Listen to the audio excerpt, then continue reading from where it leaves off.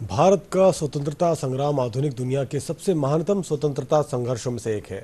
स्वतंत्रता की गाथा के आज के संस्करण में हम दार्शनिक कवि और राष्ट्रवादी अरविंद घोष के बारे में बात करेंगे, जिन्होंने अपने समाचार पत्र वंदे मातरम में पूर्ण स्वराज के विचार को खुले तौर पर छापा था। इसके साथ ही हम लेखक, पत्रकार और स्वतंत्रता कार्यकर्ता रामास्वामी कृष्णमूर्ति को भी याद करेंगे। आइए देखते हैं।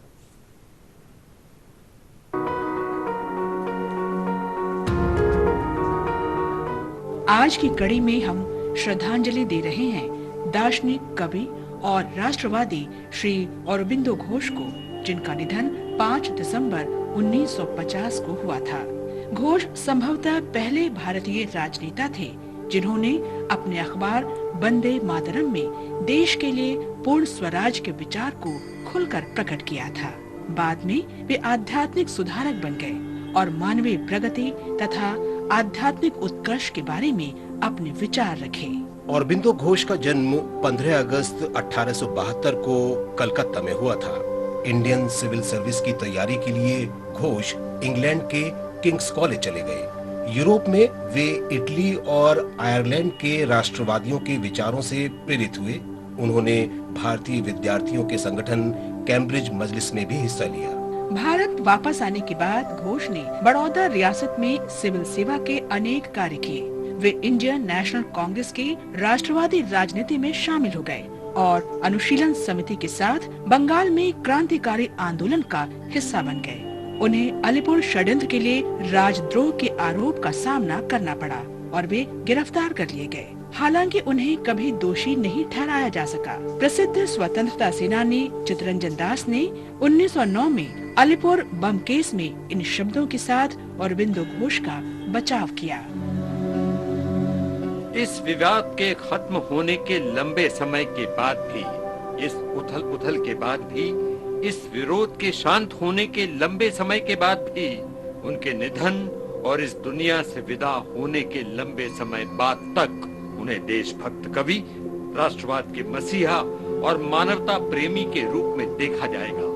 उनके निधन के लंबे समय बाद भी उनके शब्द गूंजते रहेंगे और न केवल भारत बल्कि सुदूर महासागरों और पूरी धरती पर पुनः पुनः गूंजते रहेंगे। कारावास में अरबिंदो को रहस्यवाद और आध्यात्म की अनुभूति हुई। उत्तरपाड़ा में श्री अरबिंदो ने पहली बार सार्वजनिक रूप से योग और आध्यात्मिक अनुभव की बात की। अरबिंदो बाद में पौंडीचेरी चले गए और राजनीति छोड़कर आध्यात्मिक गतिविधियों में लग गए।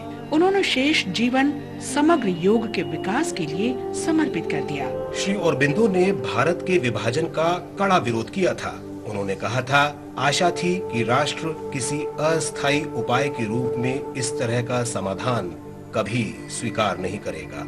घोष को 1943 में साहित्य के लिए और 1950 में शांति के लिए नोबेल पुरस्कार के लिए नामित किया गया। 5 दिसंबर 1950 को श्री अरबिंदो घोष का निधन हो गया। उनकी अंतिम यात्रा में 60,000 से अधिक लोग शामिल हुए। महान गुरु, दार्शनिक और राष्ट्रवादी अरबिंदो घोष को शत शत नमन। आज लेखक और स्वाधीनता आंदोलन के सिपाही रामास्वामी कृष्णमूर्ति की पुण्यतिथि भी है। उनका निधन 5 दिसंबर 1954 को हुआ था। रामास्वामी कल्कि कृष्णमूर्ति के नाम से लोकप्रिय थे। उन्होंने असहयोग आंदोलन में भाग लिया था। कल्कि का जन्म पुतमंगलम में हुआ था। छात्र जीवन में ही महात्मा गांधी के असहयोग आंदोलन के आह्वान पर उन्होंने 1921 में पढ़ाई छोड़ दी। बाद में कल्कि कृष्णमूर्ति अग्रणी तमिल लेखक के रूप में उभर कर सामने आए। उन्होंने 1941 में तमिल साप्ताहिक पत्रिका कल्कि की शुरुआत की। उन्होंने ऐतिहासिक उपन्यास पोन्नियिन सेल्वन भी लिखा, जो चोल साम्राज्य पर आधारित है। पल्लव साम्राज्य पर भी उन्होंने 2 उपन्यास लिखे। उन्होंने अनेक लघु कथाएं और उपन्यास लिखे।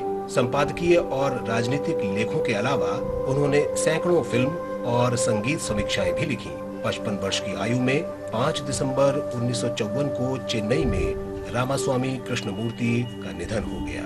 इस महान भारतीय देशभक्त को शत शत नमन।